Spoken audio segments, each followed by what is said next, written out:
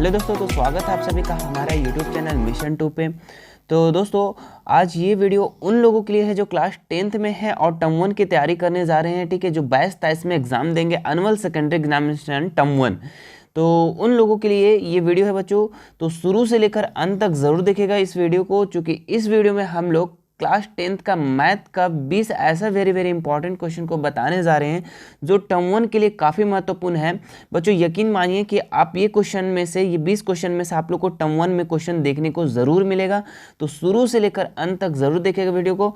और आप हमारे चैनल पे नए हैं तो सब्सक्राइब करके बेल आइकन बटन को भी ज़रूर दबा दें, क्योंकि इसके बाद मैं साइंस का, सोशल साइंस का इंपॉर्टेंट क्वेश्चन को आप लोग के सामने लाऊंगा। तो चलिए ज़्यादा लेट ना करते हैं, हम लोग क्वेश्चन की तरफ बढ़ते हैं। देखिए सबसे पहला क्वेश्चन इंपॉर्टेंट क्या है कि 120 को अभाज्य गुणनखंडों के गुणनफल के रूप में लिखा जा सकता है। तो देखिए किस रूप में लिखा जा सकता है 120 के अभाज्य गुणनखंड के गुणनफल के रूप में। तो आपको सिंपल से क्या करना है, 120 को तोड़ देना है। ठीक है, देखो 120 को हम लोग क्या करेंगे, तोड़ देंगे। तो देखो 2 से अगर तोड़ते हैं तो 6 दूनी 12, 60 से चला जा रहा है। फिर 30 से तोड़ते हैं तो 30 दूनी 60 और 15 दूनी 30 हो जा रहा है बच्चों, है ना। और यहाँ पे अगर देखें तो 5 दिया 15, देखिए तो यहाँ पे क्या हो गया, 2 गुना 2 गुना 2 गुना 3 गुना 5। देखिए ये देखिए कौन सा ऑप्शन में नजर आ रहा है, तो ऑप्शन नंबर 1 में नजर आ रहा है, तो ऑप्शन नंबर 1 इसका राइट हो जाएगा बच्चों। ठीक है, चलिए तो आगे बढ़ते हैं हम लोग इसका दूसरा नंबर प्रश्न को। ठीक है, ये देखिए काफी महत्वपूर्ण क्वेश्चन है बच्चों, यहाँ से आपको 100% ये क्वेश्चन आप लोग को जरूर मिलेगा टर्म 1 में। ठीक है, तो देखो ये क्वेश्चन क्या है कि 306 और 657 का महत्तम समापवर्ती, यानी कि ये एचसीएफ दिया हुआ है इसका, और एलसीएम ज्ञात करने के लिए कह रहा है, लघुत्तम समापवर्तक निकालने के लिए बोल रहा है, और 2 संख्या दिया हुआ है। तो दोस्तों यहाँ पे एक फार्मूला क्या होता है, 2 संख्याओं का गुणनफल क्या होता है, 2 संख्याओं का गुणनफल बराबर होता है HCF into LCM, HCF into LCM. ठीक है, तो 2 संख्या क्या क्या दिया है, 306 दिया हुआ है और क्या दिया हुआ है, 657 दिया हुआ है। ठीक है, और एचसीएफ कितना दिया हुआ है, देखो एचसीएफ जो दे दिया है महत्तम समापवर्ती 9 दिया हुआ है, और एलसीएम आपको निकालने कह रहा है, तो एलसीएम के जगह में एलसीएम लिख दो। ये 9 जो है ना, ये किधर आ जाएगा, इधर आ जाएगा, गुना में आ जाएगा। ठीक है, तो 657 नहीं, डिवाइड में आ जाएगा, तो ये डिवाइड में कर दो। ठीक है, और यहाँ क्या बच गया, एलसीएम। ठीक है, अब इसको काट दो, तो 9 तिया 27 हो गया, और 36, 9 चौके 36, यानी 34 गुना 657 बच गया, और इंटू एलसीएम। अब 34 और 657 को गुना करेंगे दोस्तों तो क्या आएगा पता है, 22 33 8। अब इस दोनों को गुना कर लो, क्योंकि यही बचा है बराबर एलसीएम। ठीक है, तो ये एलसीएम निकल गया। ये काफ़ी इंपॉर्टेंट क्वेश्चन है, इसको ज़रूर देख लीजिएगा, 1 से 2 बार 3 बार ज़रूर बना लेना। ठीक है, चलो इसके बाद हम लोग अगले क्वेश्चन की तरफ बढ़ते हैं। क्या लिखा हुआ है, 15 और 25 का एचसीएफ निकाले। ठीक है, तो 15 को एक जगह लिख लेना और 25 को एक जगह लिख लेना, और 15 को तोड़ देना, 5 तिया 15 यानी 3 गुना 5 लिख दो, और 5 गुना 5 25 लिख दो, और जो मिल जाता है, कॉमन मिल जाता है दोनों में, वही इसका आंसर होता है दोस्तों। तो इसमें 5 मिल गया, तो इसका 5 आंसर हो जाएगा क्या, इसका एचसीएफ 15 और 25 का 5 एचसीएफ हो जाएगा। ठीक है, क्लियर है। आगे हम लोग देखते हैं इसका अगला क्वेश्चन को। देखिए काफ़ी महत्वपूर्ण क्वेश्चन है कि अगर 2 धनात्मक पूर्णांक a तथा b में दिए रहने पर यदि अद्वितीय पूर्ण संख्याएं q तथा r विद्यमान है तो निम्न में से कौन कथन सत्य है। ठीक है, तो देखिए a और b क्या बोल रहा है, पूर्णांक है। ठीक है, और यहाँ पे q और r विद्यमान है, तो कौन सा कथन सत्य है। तो एक फार्मूला होता है a बराबर बी क्यू प्लस आर। ठीक है, इसको हम लोग भाज्य कहते हैं, इसको भाजक, इसको भागफल और इसका शेषफल कहते हैं। ठीक है, अगर आप इस तरीके से पढ़े होंगे तो देखो ये वाला ऑप्शन आपको बी में है, या फिर आप हिंदी से पढ़े होंगे तो थोड़ा सा इंग्लिश में इस टाइप से जान लो। ठीक है, ए बराबर बी क्यू प्लस आर यानी रिमाइंडर। ठीक है, तो ये फॉर्मूला याद कर लो, 100% यहाँ से क्वेश्चन आपको देखने को ज़रूर मिलेगा। चलिए अगला क्वेश्चन को हम लोग देखते हैं। देखिए क्वेश्चन क्या है, द्विघात बहुपद जिनके शून्याक का अंडर योग जो दिया हुआ है √2 और गुणनफल दिया हुआ है 1/3। ठीक है, और इसका बोल रहा है द्विघात बहुपद निकालना है। तो एक फॉर्मूला होता है द्विघात बहुपद का। ठीक है, याद कर लो, द्विघात बहुपद, इसका फार्मूला होता है x² - alpha plus beta x plus alpha into beta. एकदम याद कर लो बच्चों ये क्वेश्चन, ठीक है। तो एक्स स्क्वायर हो गया, यहाँ पे अल्फ़ा प्लस बीटा कितना दिया हुआ है, √2, ठीक है। यही ना देखो शून्यकों का योग मतलब अल्फ़ा प्लस बीटा ये दिया हुआ है, अल्फ़ा प्लस बीटा ये दिया हुआ है, और अल्फ़ा इंटू बीटा जो 1/3 दिया हुआ है ये अल्फ़ा इंटू बीटा दिया हुआ है।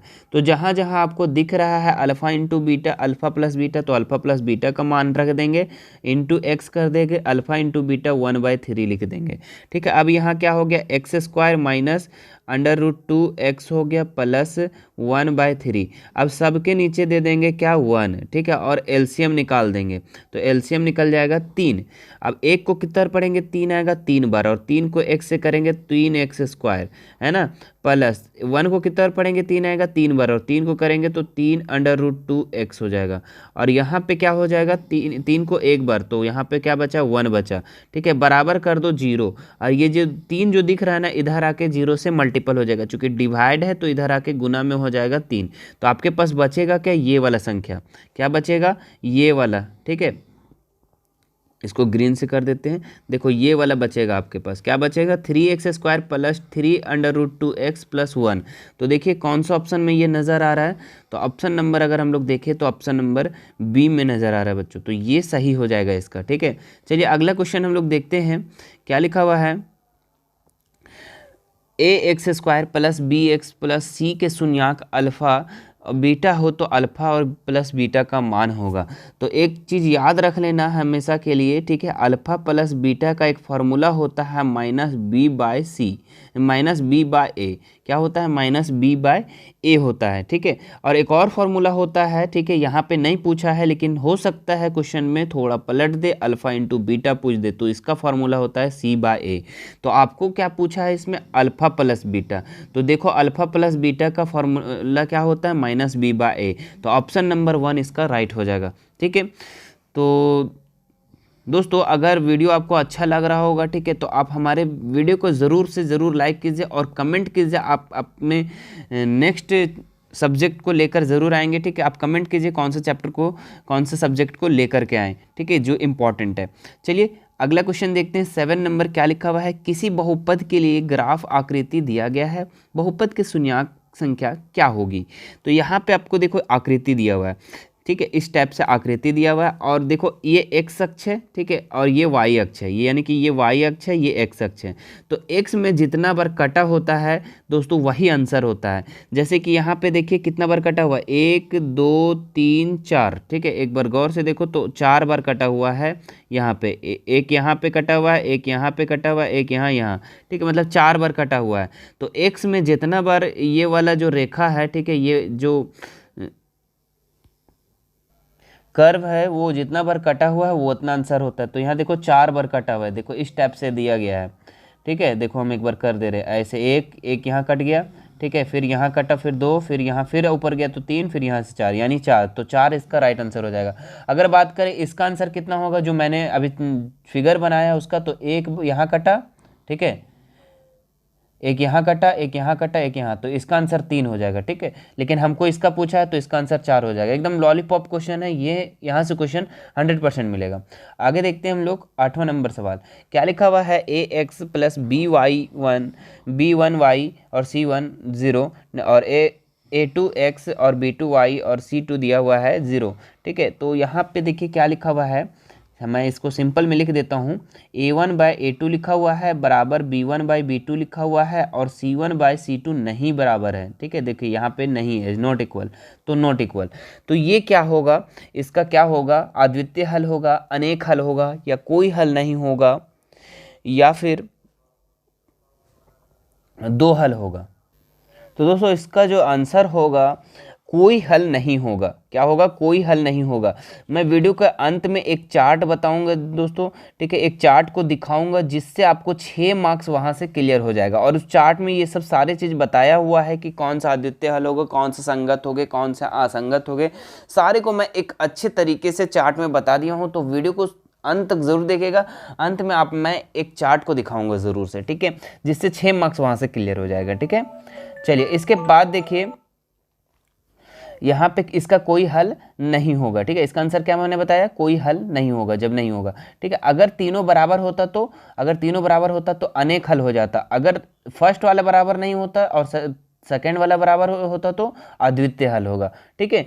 तो इसी तरीके से मैं एक चार्ट में पूरा क्लियर करवा दूंगा, ठीक है। चलिए अगले क्वेश्चन को हम लोग देखते हैं 9 नंबर का।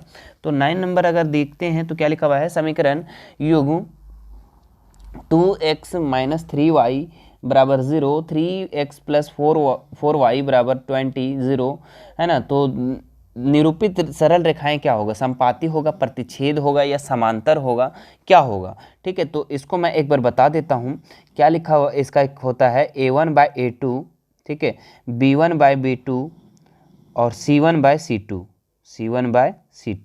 तो a1/a2, b1/b2, c1/c2। a1 कितना है देखो, तो a1 के जगह में देखो तो 2 है, ठीक है, और a2 के जगह में देखो तो 3 है, ठीक है, और फिर b1 के जगह में देखो तो -3 है, और b2 के जगह में देखो तो 4 है, ठीक है, और c1 तो यहाँ पे कुछ दिया नहीं तो 0, और यहाँ पे c दिया हुआ है तो 20 दिया हुआ है, ठीक है। अब यहाँ पे आपको मिलाना है कि कौन सा होगा। तो सबसे पहले आपको जानना होगा a1/a2 बराबर b1/b2 और c1/c2, ठीक है। अब देखेंगे कि कौन सा मैच कर रहा है। तो देखिए यहाँ पे फर्स्ट वाला ही मैच नहीं कर रहा है, ठीक है। देखो a1 a2 और b1 b2 अलग अलग दिया हुआ है, 2/3 दिया हुआ है और यहाँ -3/4 दिया हुआ है, यानी कि यही नहीं मिल रहा है, फर्स्ट वाला ही नहीं मिल रहा है। और जब फर्स्ट वाला नहीं मिलता है तो उसको क्या कहते हैं दोस्तों, प्रतिच्छेद करती रेखाएं हैं। क्या होता है, प्रतिच्छेद करती रेखाएं। और सब मिल जाता है, जैसे कि यहाँ पे सब इस तरीके से बराबर हो जाता तो वो क्या होता, वो हो जाता आपका समांतर। क्या हो जाता, समांतर हो जाता। तो इसको मैं चार्ट में बहुत अच्छे से क्लियर से बता दूंगा लास्ट में, ठीक है। तो इसका आंसर क्या हो जाएगा, प्रतिच्छेद करती रेखाएं। चलिए आगे आते हैं हम लोग 10 नंबर क्वेश्चन में। क्या लिखा हुआ है, सी के किस मान के लिए समीकरण युग्म cx - y बराबर 2 और 6x - 2y बराबर 4 का अनंत हल होगा, ठीक है। तो अनंत हल होगा, उसका क्या है स्थिति वो पहले जान लो, ठीक है। अनंत हल में क्या बताता है कि a1 a2 और b1 b2 और c1 c2 जो है तीनों क्या होना चाहिए, बराबर होना चाहिए, ठीक है। तो यहाँ पे अगर हम लोग देखें a1 कितना है, c है, a1 के जगह में देखो x के पहले ना a1 होता है तो c है तो c लिख दो। और a2 कितना है, a2 देखो तो a2 6 है तो 6 लिख दो।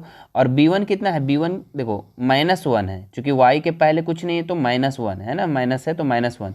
और यहाँ पे क्या है, -2, तो माइनस माइनस कैंसिल। और जब हम क्रॉस मल्टीपल करेंगे दोस्तों तो क्या हो जाएगा, 2c बराबर, देखो 2 को c से गुना करेंगे 2c, है ना, और 6 का 6। अब इसको हम करेंगे तो c बाय क्या हो जाएगा, 6/2, और इसको तोड़ेंगे तो 3, यानी कि c बराबर कितना हो जाएगा, 3 हो जाएगा। तो देखो कौन सा ऑप्शन में नजर आ रहा है, तो ऑप्शन नंबर ए में नजर आ रहा है, c बराबर 3, ठीक है। इसी तरीके से बनाना है, ठीक है। चलिए इसके बाद हम लोग अगले क्वेश्चन की तरफ बढ़ते हैं। क्या लिखा हुआ है, समीकरण युग्म दिया हुआ है और इसका क्या हल होगा, ठीक है। तो इसको आपको विलोपन विधि से बनाना है दोस्तों, ठीक है। देखो कैसे बनाना है, लिखना है 2x - y बराबर 5 लिख दिए। दूसरा समीकरण क्या दिया हुआ है, ये समीकरण 1 हो गया। समीकरण 2 दिया हुआ है 3x + 2y बराबर 4, यही दिया हुआ है समीकरण 2। अब क्या करेंगे, इसको हम लोग देखते हैं। तो कोई कटने वाला नहीं है, ठीक है, कोई बराबर नहीं ना x पक्ष में या फिर y पक्ष में, तो किसी में बराबर नहीं है, तो आप किसी को एक को गुना कर दो इधर, ठीक है। तो हम यहाँ पे क्या करते हैं, ये वाला 3 जो है ऊपर से गुना कर देते हैं और 2 को नीचे से। तो 3 को ऊपर से कर दो, 2 को नीचे से। अब गुना करने पे कितना आ जाएगा, सब संख्या को गुना करो तो 3 दूनी 6x - 3y बराबर 5 तिया 15 और 2 तिया 6x प्लस 2 दूनी 4y और यहाँ पे हो जाएगा 4 दूनी 8। अब क्या करेंगे, देखो साइन तो चेंज करना ही होगा, क्योंकि 6 तो डायरेक्ट नहीं कटेगा, तो ये साइन चेंज, प्लस है तो माइनस, प्लस है तो माइनस, प्लस है तो माइनस, ये 6 से कैंसिल हो गया। अब देखो ये माइनस माइनस क्या हो जाएगा, प्लस हो जाएगा, 4 3 7y, है ना। और यहाँ पे 15 में से 8 घटा देंगे तो कितना बचेगा, 7y, तो 7 बचेगा। तो 7/7 इज इक्वल टू y का मान कितना आ गया, 1 आ गया, ठीक है, y का मान 1 आ गया। इसके बाद हम लोग देखते हैं अगले में। तो अच्छा एक मिनट, यहाँ पे जो साइन तो माइनस रहेगा ना, तो माइनस हो जाएगा माइनस वाई, यानी कि एक्स का मान जो आएगा माइनस में आएगा, वाई का मान माइनस में आएगा, ठीक है, -1।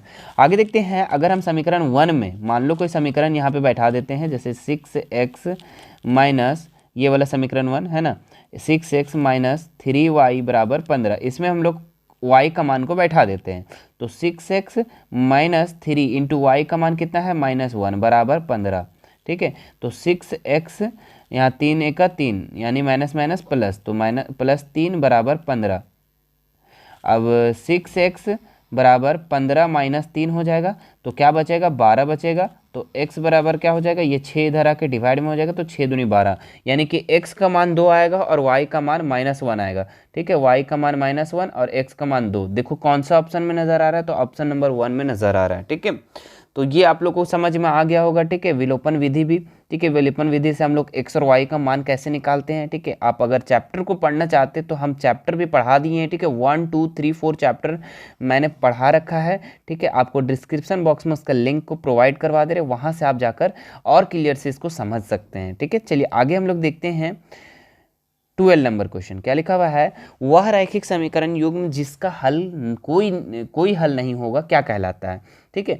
तो जिसका कोई हल नहीं होगा बच्चों, उसका जो आंसर होगा आप लोग का संगत, असंगत या संपाती या इनमें से कोई नहीं। तो जब कोई हल नहीं होगा तो उसका आंसर होगा असंगत। क्या हो जाएगा, असंगत हो जाएगा, ठीक है। तो इसका चार्ट मैं दिखा दूंगा तो वहाँ से भी इसका क्लियर हो जाएगा, ठीक है। चलो इसके बाद हम लोग अगले क्वेश्चन को देखते हैं, ठीक है। काफ़ी इंपॉर्टेंट क्वेश्चन है दोस्तों, इस सब क्वेश्चन, सारा क्वेश्चन जो है बार बार क्वेश्चन को रिपीट किया गया है, ठीक है। आपके मॉडल सेट में भी ये नजर आएगा क्वेश्चन। चलिए अगला देखते हैं क्वेश्चन क्या लिखा हुआ है, x प्लस वाई बराबर 9 और x माइनस वाई बराबर 1। तो यहाँ पे x और y का मान ही निकालना है, ठीक है। तो देखो x प्लस वाई बराबर 9 लिख दो और x माइनस वाई बराबर 1 कर दो।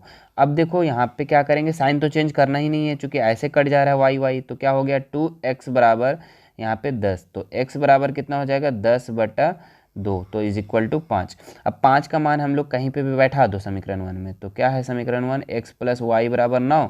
अब x का मान बैठा दो 5 प्लस वाई बराबर 9, तो y बराबर 9 माइनस 5, तो इज इक्वल टू 4। यानी कि x का मान 5 आया तो y का मान कितना आया, 4 आया, ठीक है। तो ये हो जाएगा आंसर। देखो सबसे पहले x का मान लिखते हैं, उसके बाद y का मान, यानी कि पहले x का मान फिर y का मान। तो देखो कौन सा ऑप्शन में नजर आ रहा है 5 4, तो ऑप्शन नंबर सी में, ठीक है। तो ये इसका सही हो जाएगा आंसर, ठीक है। चलिए अगला क्वेश्चन देखते हैं हम लोग 14 नंबर। क्या लिखा हुआ है, निम्नलिखित में से कौन एपी है। तो एपी में होने के लिए क्या करना है दोस्तों, कि इसका जो डिफरेंस जो है ना बराबर होना चाहिए। तो देखो 2 के बाद 4 है, 4 के बाद 8 है, 8 के बाद 16 है, यानी कि देखो 2 के बाद 4 यानी 2 का डिफरेंस आ रहा है, फिर 4 के बाद देखो 4 का डिफरेंस आ रहा है, मतलब कि यहाँ डिफरेंस जो आपको नज़र आ रहा है बराबर नहीं है, तो ये एपी में नहीं हो सकता है।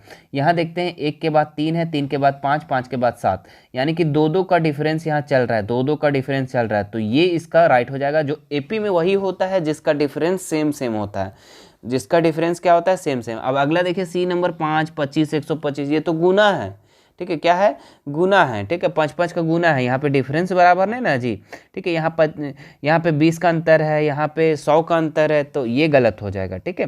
तो एपी में उसी को कहते हैं जिसका डिफरेंस बराबर हो।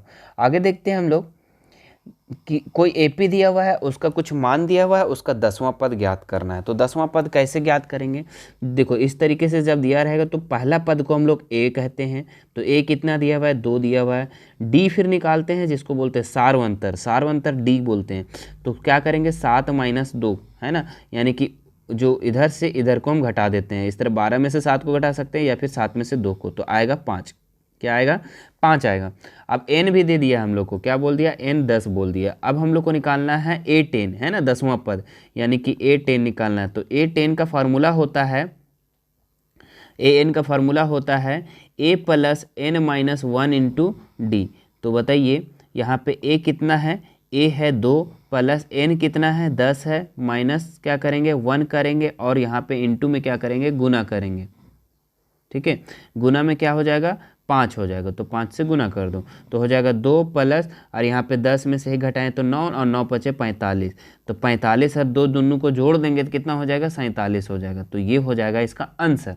तो यहाँ ऑप्शन नंबर सी इसका सही उत्तर हो जाएगा। ठीक है, तो इस तरीके से बना लेना, स्क्रीनशॉट ले लो इसको। ठीक है, चलिए इसके बाद अगर इसका आप पीडीएफ को प्राप्त करना चाहते हैं तो हमारे टेलीग्राम से आप ज़रूर जुड़ जाएं। ठीक है, और हमारे इंस्टा से जुड़ जाएं, आपको वहाँ पे आपको इसका पीडीएफ प्रोवाइड करवा दिया जाएगा। ठीक है, डिस्क्रिप्शन में लिंक है। चलिए आगे देखते हैं हम लोग। 16 नंबर क्वेश्चन क्या लिखा हुआ है, 7, 13, 19 में 205 में कितने पद हैं। देखो यहाँ पे n का मान निकालना है।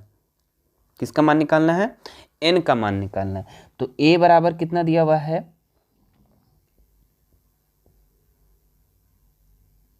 ए बराबर यहाँ पे देखें तो कितना दिया हुआ है, 7 दिया हुआ है, तो 7 लिख दो। डी बराबर कितना दिया हुआ है, तो 13 में से 7 को क्या कर दो, घटा दो। कितना बचेगा, 13 में से 7 को जब घटाएंगे तो 6 बचेगा। क्या बचेगा, 6 बचेगा। और ए एन दे दिया है, यहाँ पे कितना दे दिया है, 205, है ना।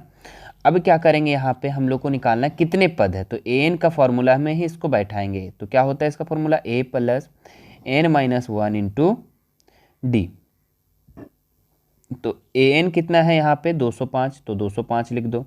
ए कितना है, तो ए 7 है, प्लस एन नहीं दिया हुआ है तो एन ही तो निकालना है, एन माइनस 1 कर देंगे।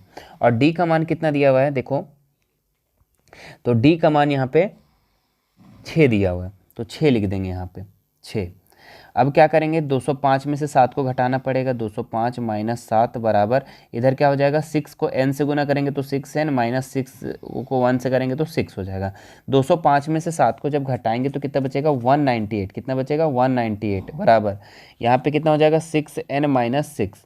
ठीक है, अब देखो थोड़ा सा इधर कर दे रहे हैं, तो ये 198 इधर है और ये इधर माइनस में है तो इधर आके प्लस में हो जाएगा 6, और यहाँ पे क्या बचेगा, 6n बचेगा। ठीक है, अब दोनों को जोड़ देंगे तो कितना हो जाएगा, 204 हो जाएगा, और यहाँ पे 6n हो जाएगा।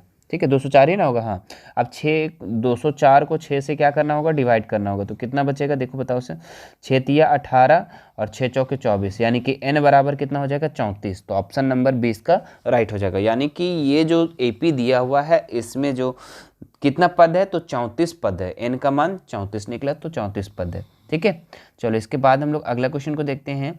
6 से विभाज्य प्रथम 40 धन पूर्णांकों का योग होगा। ठीक है, तो 6 से विभाज्य 40 धन पूर्णांक, यानी कि आपको प्रथम, तो 6 से कहाँ से कटता है, 6, 12, 18 डॉट डॉट डॉट डॉट। ठीक है, पूरा तो लिखेंगे नहीं क्योंकि टाइम उतना पास नहीं करना है। ठीक है, तो आपको यहाँ पे शॉर्ट तरीके से बनाना है। तो 6 से विभाज्य 40 धन पूर्णांक कितना, 40, यानी कि ए बराबर भी दिया हुआ है आपका, क्या क्या दिया हुआ है देख लेते हैं हम लोग। ए बराबर दिया हुआ है, कितना दिया हुआ है, 6 दिया हुआ है। डी कितना दिया हुआ है, 6 दिया हुआ है, 12 में से 6 घटाएंगे 6, और एन दिया हुआ है 40। आपको क्या ज्ञात करना है, ए एन ज्ञात करना है ना, 40 नहीं, एस एन निकालना है, एस एन। तो एस एन का फॉर्मूला क्या होता है, n/2 2a plus n minus 1 into D, ये फार्मूला होता है। इस पे बैठा दो, आंसर आ जाएगा। तो n कितना है, n 40 है, 40/2 कर देंगे, और 2 इंटू ए का मान कितना दिया हुआ है, देखो ए का मान 6 दिया हुआ है, प्लस n का मान कितना है, 40 माइनस 1, और डी का मान कितना दिया हुआ है, 6 दिया हुआ है। ठीक है, ये बैठा दिए। अब यहाँ पे काटेंगे तो कितना बचेगा, 20 बचेगा, और 6 दूनी 12 हो जाएगा, और प्लस 39, यहाँ पे 40 में 1 घटाएंगे 39, और 39 को जब 6 से गुना करेंगे, 39 में 6 को गुना करेंगे तो कितना हो जाएगा, बताइए जल्दी से, 246 हो जाएगा, नहीं 234 हो जाएगा। कितना हो जाएगा, 234। अब 234 और 12 को जोड़ो जल्दी से, और 20 से गुना कर दो, तो 20 गुना 12 और 34 को गुना जोड़ते तो कितना हो जाता है, 246। अब 246 को जब 20 से गुना करेंगे तो आपके पास जो प्राप्त होगा 4920, कितना हो जाएगा, 4920, है ना। तो ये देखिए इसका आंसर हो जाएगा। ठीक है, यानी कि SN 6 से विभाज्य 40 धन पूर्णांकों का योग अगर हम लोग बात करें तो 4920 होगा। तो ऑप्शन नंबर सी इसका राइट हो जाएगा। ठीक है, चलो दोनों फार्मूला को रट लो बच्चों। ठीक है, SN वाला और AN वाला। ठीक है, हो सकता है डायरेक्ट फार्मूला भी पूछ सकता है ना। चलो इसके बाद हम लोग अगले क्वेश्चन को देखते हैं। सभी त्रिभुज समरूप होते हैं। तो सभी त्रिभुज, कौन से त्रिभुज समरूप होते हैं, समद्विबाहु, समकोण, विषमबाहु या समबाहु। तो समबाहु त्रिभुज, सभी समबाहु त्रिभुज क्या होते हैं, समरूप होते हैं ना। समबाहु यानी कि जिसकी तीनों भुजा क्या होने चाहिए, बराबर होने चाहिए। तो ये क्या होगा, समरूप होगा। समरूप का मतलब क्या होता है कि अगर छोटा त्रिभुज है तो भी उसका अनुपातिक में बराबर होगा, या फिर एक बड़ा त्रिभुज है तो भी उसका अनुपातिक में बराबर होगा। ठीक है, चलिए इसके बाद हम लोग अगले क्वेश्चन को देखते हैं। क्या लिखा हुआ है, देखिए काफ़ी इंपॉर्टेंट क्वेश्चन है। क्या लिखा हुआ है, डी ई और बी सी यानी कि ये वाला चीज़ और ये वाला चीज़ क्या है, समांतर है। दो क्या है, दो रेखा ये पैरेलल है, और पैरेलल होने के बाद इसका एक फॉर्मूला बनता है हमारे पास, क्या कि ए डी बटा बी डी और क्या बनता है, ए ई बटा ई सी, ए ई बटा ई सी। अब यहाँ पे क्या करेंगे, देखो यानी कि ए डी बटा बी डी ये वाला, और ए ई बटा ई सी, हम लोग की ये फॉर्मूला बनता है जब ये दोनों पैरेलल होता है तो। ठीक है, मतलब कि समांतर होता है तो। अब बताइए यहाँ पे ए डी दिया हुआ है क्या, नहीं दिया हुआ है, तो ए डी के जगह में क्या करेंगे, ए डी लिख देंगे। और बी डी दिया हुआ है क्या, हाँ बी डी दिया हुआ है। देखो बी डी जो है डी बी तो 2 दिया हुआ है। ठीक है, बी डी बोलो या डी बी बोलो। अब ए ई दिया हुआ है 1.5, और यहाँ पे क्या हो गया, ई सी कितना दिया हुआ है, 3 दिया हुआ है। ठीक है, अब क्या करेंगे, इसके बाद हम लोग यहाँ से क्रॉस मल्टीपल कर देंगे। तो क्रॉस मल्टीपल करने से कितना हो जाएगा, 3AD, और यहाँ पे 1.5 को 2 से गुना करेंगे तो 3 हो जाएगा। तो AD बराबर क्या हो जाएगा, 3 हो जाएगा, है ना। और ये जो 3 है इधर आके डिवाइड में हो जाएगा, तो 3 एका 3, यानी कि AD का मान कितना आ जाएगा, 1 आ जाएगा। ठीक है, तो देखो ऑप्शन नंबर कौन सा में है, AD का मान 1, तो ऑप्शन नंबर डी में देखिए आपका राइट हो जाएगा। ठीक है, ऑप्शन नंबर डी देखिए यहाँ पर है। ठीक है, चलो इसके बाद आप लोग अगले क्वेश्चन में हम लोग देखते हैं 20 number question, last important question है। ठीक है, आप इसके PDF को प्राप्त करना चाहते हैं तो हमारे टेलीग्राम से आप ऐड हो जाएं। ठीक है, डिस्क्रिप्शन में लिंक दिया हुआ है, और व्हाट्सएप ग्रुप से भी ऐड हो सकते हैं। ठीक है, और भी अपडेट पाने के लिए। तो देखिए इसका लास्ट क्वेश्चन क्या है, किसी वृत्त के स्पर्श रेखा उसे कितने बिंदुओं पर प्रतिच्छेद करता है। तो दोस्तों याद रख लेना कि अगर कोई भी वृत्त है उसकी स्पर्श रेखा जो है, स्पर्श रेखा उससे एक ही बिंदु पर प्रतिच्छेद करेगा। कितना बिंदु पर, एक ही बिंदु पर प्रतिच्छेद करेगा। तो ऑप्शन नंबर ए इसका राइट हो जाएगा। ठीक है, तो ये था दोस्तों 20 का 20 इंपॉर्टेंट क्वेश्चन। उम्मीद है आपको वीडियो बहुत अच्छा लगा होगा, और भी अगर सब्जेक्ट का आप इंपॉर्टेंट क्वेश्चन को देखना चाहते हैं तो आप हमारे चैनल को सब्सक्राइब करके बेल आइकन बटन को भी प्रेस कर दे। देखिए मैं लास्ट में बताने वाला था कि इसके बाद मैं एक चार्ट को दिखाऊंगा जिससे आपको 6 मार्क्स यहाँ से क्लियर हो जाएगा। ठीक है, तो ये मैं चार्ट को थोड़ा सा समझा दूंगा जल्दी में। ठीक है, ठीक है, देखो यहाँ मैंने क्या बताया था कि A1 और A2 B1 B2 जब नहीं मैच करेगा, देखो B1 B2 नहीं मैच करेगा तो उस कंडीशन में क्या क्या हो सकता है। तो देखो क्या हो सकता है, समीकरण निकाय के केवल एक हल यानी अद्वितीय हल होगा, संगत होगा, और आलेख एक बिंदु पर प्रतिच्छेद करेगा। ठीक है, तो ये तीनों पॉइंट इसका याद कर लेना, जब A1 A2 B1 B2 नहीं मिलेगा तब। ठीक है, वहाँ पे क्वेश्चन बोल दिया कि A1 A2 B1 B2 नहीं मिला तो क्या बताओ उसमें संगत है असंगत है, तो आपको याद रखना है 3 पॉइंट, तीनों पॉइंट में ही से ही आपको आंसर देखने को मिलेगा। ठीक है, यहाँ से आपको 6 मार्क्स क्लियर होने वाला है। ठीक है, इसके बाद देखिए इसका दूसरा में क्या है, जब सब बराबर हो A1 A2 B1 B2 C1 C2 तो क्या होगा, अपरिमित रूप से अनेक हल होगा। ठीक है, संगत होगा और आलेख संपाती होगा। क्या होगा, आलेख संपाती होगा। ठीक है, इसके बाद अगर हम देखें अगला, तो A1 A2 B1 B2 C1 C2 A1 A2 B1 B2 मिले लेकिन C1 C2 नहीं मिले तो क्या होगा, कोई हल नहीं होगा और असंगत होगा और आलेख क्या होगा, समांतर होगा। तो तीनों पॉइंट आपको याद रखना है। ठीक है, तो इस तरीके से आप लोग इसको स्क्रीनशॉट ले सकते हैं। ठीक है, बहुत अच्छे तरीके से समझाया हूँ। ठीक है, तो एक बार मैं फिर से रिपीट करता हूँ। देखिए जब फर्स्ट वाला कंडीशन है तो अद्वितीय हल होगा, और सेकंड वाला कंडीशन आएगा तो अपरिमित रूप से अनेक हल होगा, और थर्ड वाला कंडीशन आए तो कोई हल नहीं होगा। ठीक है, दूसरा में क्या है बताएं कि अगर फर्स्ट वाला नहीं मिले तो संगत होगा। ठीक है, और पूरा मिल जाए तो भी संगत होगा, और लास्ट वाला जब नहीं मिले तो असंगत होगा। ठीक है, तीसरा देखें तो आलेख एक बिंदु पर प्रतिच्छेद करेगा, कब, जब फर्स्ट वाला नहीं मिलेगा। ठीक है, A1 A2 B1 B2 नहीं मिलेगा तब। ठीक है, और तीनों जब मिल गया तो क्या होगा, आलेख संपाती होगा, और जब फर्स्ट वाला मिले लेकिन लास्ट वाला नहीं मिले, C1 C2 नहीं मिले तो आलेख समांतर होगा। ठीक है, तो इस तरीके से आप लोग को पूरा का पूरा याद कर लेना। स्क्रीनशॉट इसको ले लो, और इसको मैं कम्युनिटी टैब में इसको डाल दिया, अपलोड कर दिया, वहाँ से भी आप डाउनलोड कर सकते हैं, स्क्रीनशॉट ले सकते हैं। तो ये था बच्चों आप लोग का पूरा इंपॉर्टेंट क्वेश्चन। उम्मीद है आप लोग को मज़ा आया होगा वीडियो को देख करके। ठीक है, तो लाइक ज़रूर कीजिएगा और ज़्यादा से ज़्यादा शेयर कीजिए बच्चों। ठीक है, ताकि मैं और मोटिवेट हो सकूं और भी वीडियो आप लोग के सामने ला सकूं। चलिए मिलते हैं नेक्स्ट वीडियो में नेक्स्ट सब्जेक्ट को, इम्पॉर्टेंट क्वेश्चन को लेकर। ठीक है, धन्यवाद।